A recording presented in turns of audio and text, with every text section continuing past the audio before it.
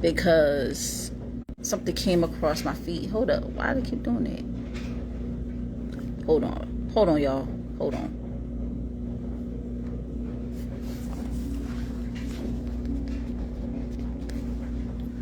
Okay. So I wanted to hop on here because fix it. Jesus. Saying I got a poor wireless connection. I think it's because where I'm at in the spa. So this story came across my feed. It's about former Virginia Lieutenant Governor Justin Fairfax, 47 years old. He died in an apparent red rum and self-unaliving at his home in Annandale, Virginia on April 16th, 2026. And according to the Fairfax County Police Department, he fatally pew-pewed his estranged wife, Dr. Serena Fairfax, who was 49, a prominent local dentist, before turning the pew-pew onto himself. And he apparently did this while their two teenage children were in the house.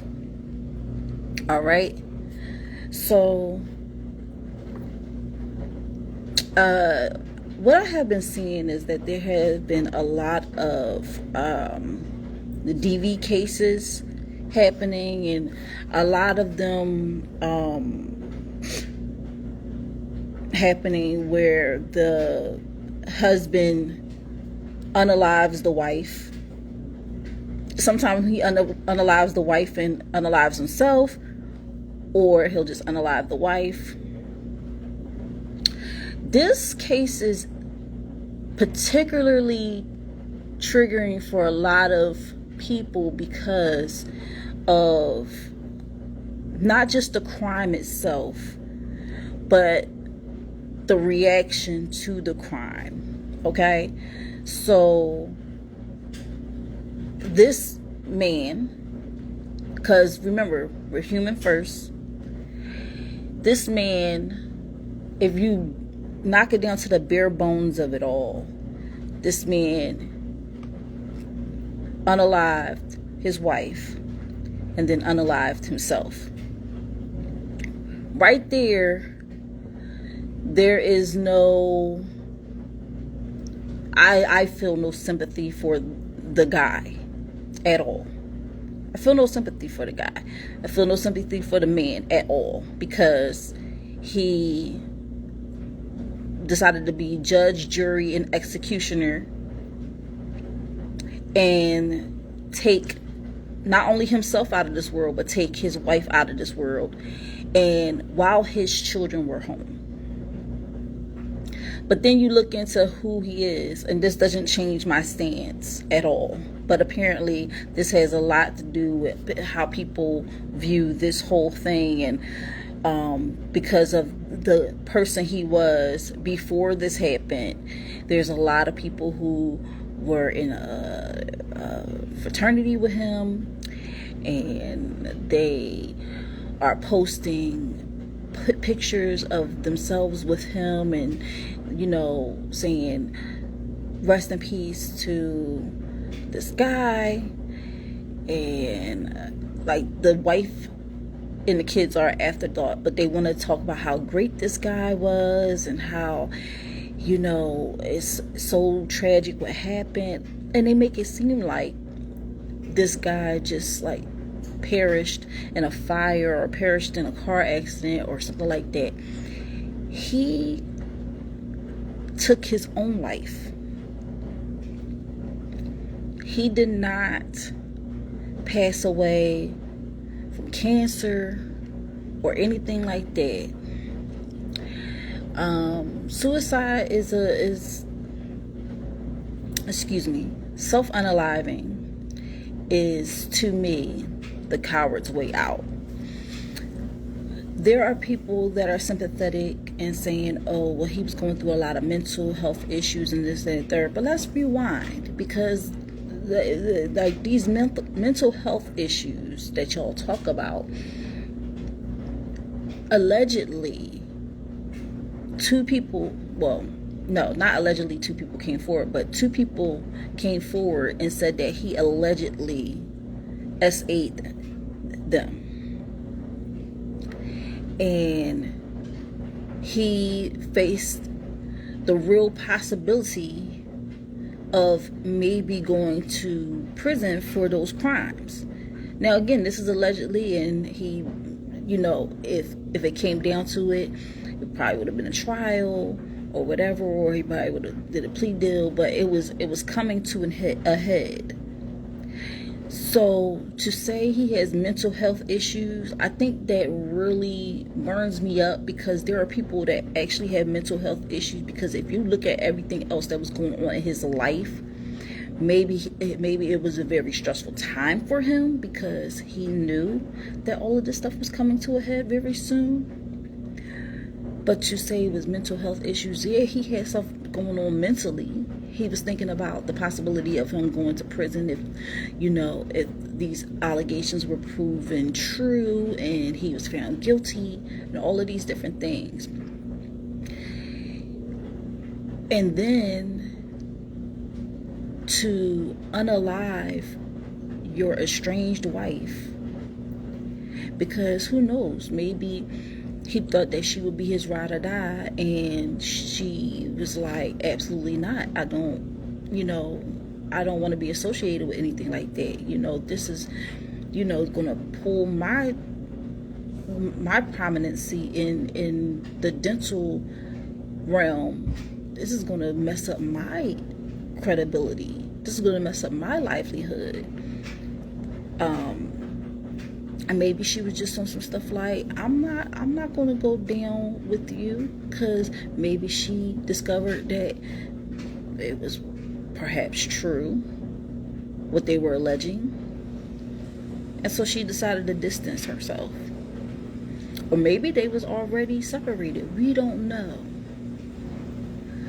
But to do this while your kids are in the home, traumatizing them, and then everybody making it seem like you were such this great guy. Yeah, maybe the face that they saw, because remember, we don't always see all the faces of someone. If they decide to hide a piece of themselves from people, and they do it very well, it's hard sometimes to be like, oh, it's so crazy, because I have another situation I'm gonna bring up after this. But all the good he may have done does not trump the fact that he unalived his wife and then unalived himself. It does not. Everybody like trying to make excuses for him and this and third. Stop it. And if they're not making excuses for him, like, y'all are disrespecting his wife, because the only true victims in this crime was the wife and the kids. That's it. He was not a victim. He made a choice. He made a choice. So maybe I'm far removed because I didn't know the guy. I had no dealings with it. But even if it was somebody that I knew, that I had a good rapport with, that I never had a bad thing to say about them, once they do something like that, I'm like, right is right and wrong is wrong. I am not going to be like, oh, if I took a picture with him, I'll put it up and tell someone, oh, rest in peace, he was such a good guy. No, I'm not doing none of that. And you got to pay attention to a lot of the men who are just kind of dismissing the fact that this guy did what he did, and making it seem like he just, like all his fraternity brothers that's posting, oh, rest in peace to this young man, he was such a life of a party, he was doing this, that. Like, y'all really are tripping. Y'all tripping. Oh, you know, you never know about mental health nowadays. People da-da-da-da.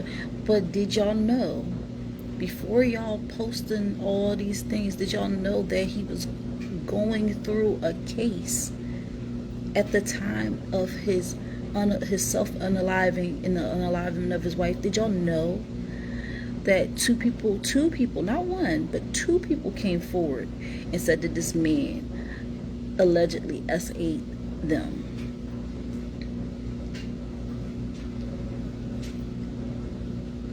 Maybe it was coming to a head, like I said before. He wasn't diagnosed schizophrenic. He wasn't diagnosed bipolar. He wasn't diagnosed any of these things that y'all, what exactly is mental health? Y'all just using it as a blanket now. Like y'all don't even have an actual mental illness that y'all are relating it to. You're not saying, oh well, I knew he was schizophrenic and this and the third, or I knew he was bipolar, or y'all don't even know the mental illness that he had to make him snap. It's crazy because Chris Benoit of the WWE, his wife and his child were all found in their home unalive. And Chris Benoit, they said that he was the one that unalived the wife and the son, and then he unalived himself. The WWE that he's been part of for many, many years, they don't even mention his name. Vince McMahon has put a thing where he don't even want his name mentioned. They do not replay any matches that he was in. They don't acknowledge that he was even in the WWE, because his crime was so egregious that they don't even mention him anymore. Paul Heyman went off because somebody at one of their events, it's like a meet and greet or whatever, or he was speaking somewhere, somebody in the audience said something like, he pretty much was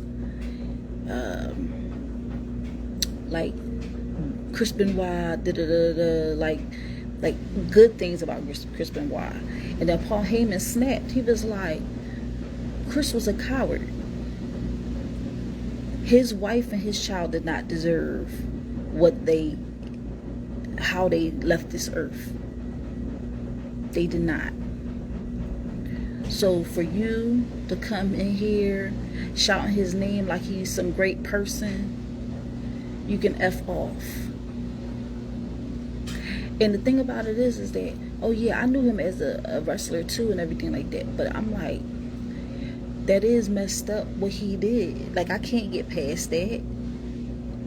Like, as good as those matches were, at the end of the day, allegedly, because they still don't know if that actually is what took place, because it's still I don't know if they're even investigating it anymore. But the whole thing with Chris Benoit was really crazy, because they was just found like that. They don't know for certain how the events played out. This big old house did not have no cameras. It was just them in there.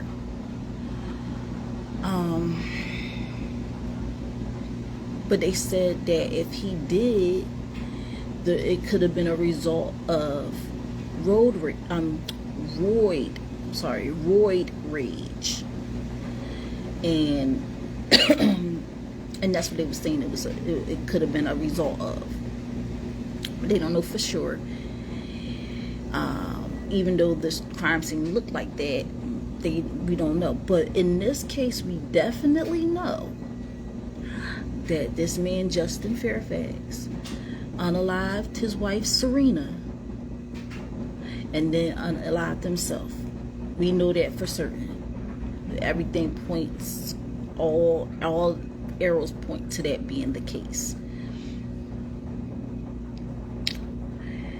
when it comes to all the good that someone's done, or knowing someone and then they do something really egregious, like really crazy, I had 2 situations in my life where that actually happened, where I knew people personally, and they did something really egregious that there is no redemption, like they in prison, like they not coming out.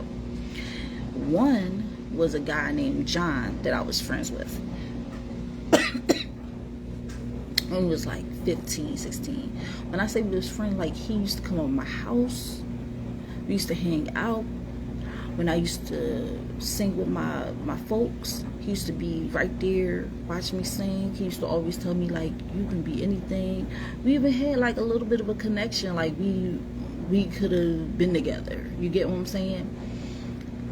And I don't know what happened. I was trying to get him a job and everything, and he ended up having a child, and I guess the overwhelming pressure of providing for this child was getting to him, and he said, I gotta find a way to make some money. So he goes out, but he goes to his mom's house, takes her issued pew pew, goes to a Dunkin' Donuts, decides he's gonna rob this Dunkin' Donuts. But in the process of him robbing the Dunkin' Donuts, now the timing was all crazy, because he goes in there, he's like, give me the money, da da da da, and he has the pew pew in his hand.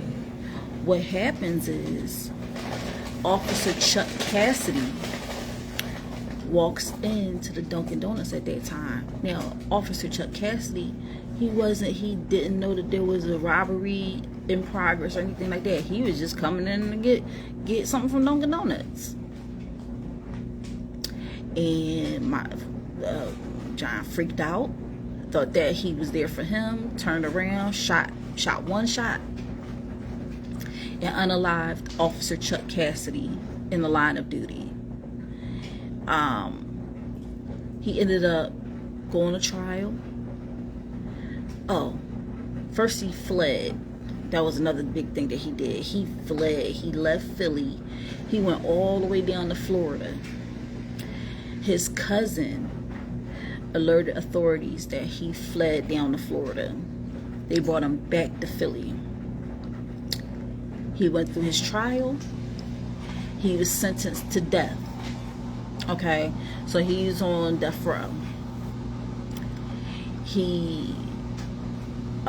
What ends up happening now is that he's just in prison. He's in prison because he unalived someone. I have another person that I used to be very close with. She was a singer. Her name is Marquetta Phillips. Now, this is something y'all can find right on YouTube, on Google. You can Google her name. You can find her. And she was singing. She went by Persia Sound. And last year, which was crazy, last year, because I knew she was living out in Vegas, right? We lost contact. But when I say me and her, every time we see each other, it's all love. Ran around the same circles. She was living out in Vegas. She was staying with a boyfriend. The boyfriend had a daughter. Okay? I guess he had to work or something like that.